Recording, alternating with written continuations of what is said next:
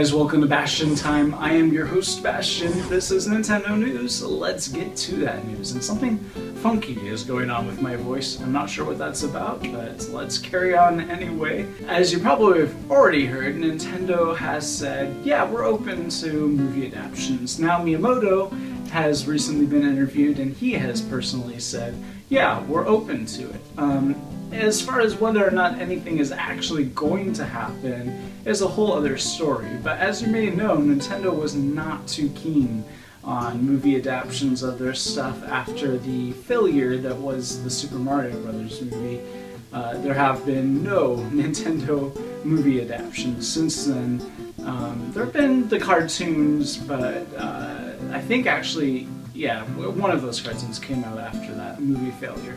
But in any case, now they're back to being open to movie adaptations. They say people approach them constantly with ideas. They haven't accepted any of those ideas just yet, but they might in the future, so we'll have to wait and see.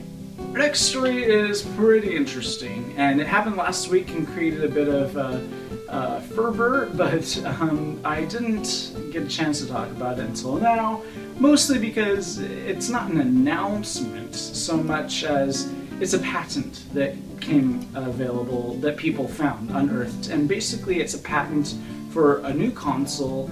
Well, not necessarily a new console, it doesn't specify that. It's a patent for a console in general that doesn't have an optical disc. In other words, it would just store games digitally, and the way the patent describes it is very confusing, but I think what it's saying is it downloads the game wirelessly and saves some aspects of what you're doing up in that cloud or whatever.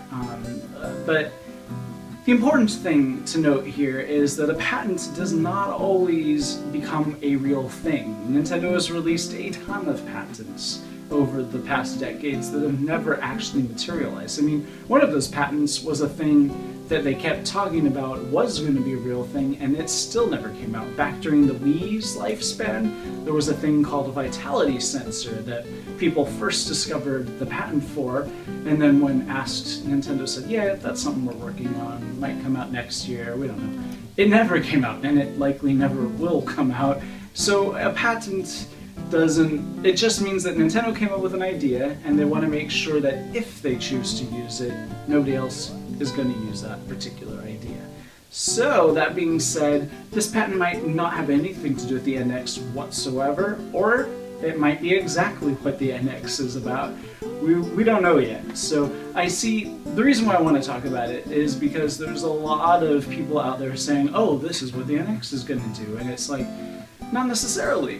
This patent might not even be used until 2 consoles later, or it might never be used. So Nintendo does have a history of patenting things that they never end up using. They also patented a whole bunch of other things. A whole bunch of other patents came out that seem to be related to the Wii U, so that's confusing. Things about how the GamePad functions. So maybe this is something that they were thinking of for the Wii U and then didn't implement.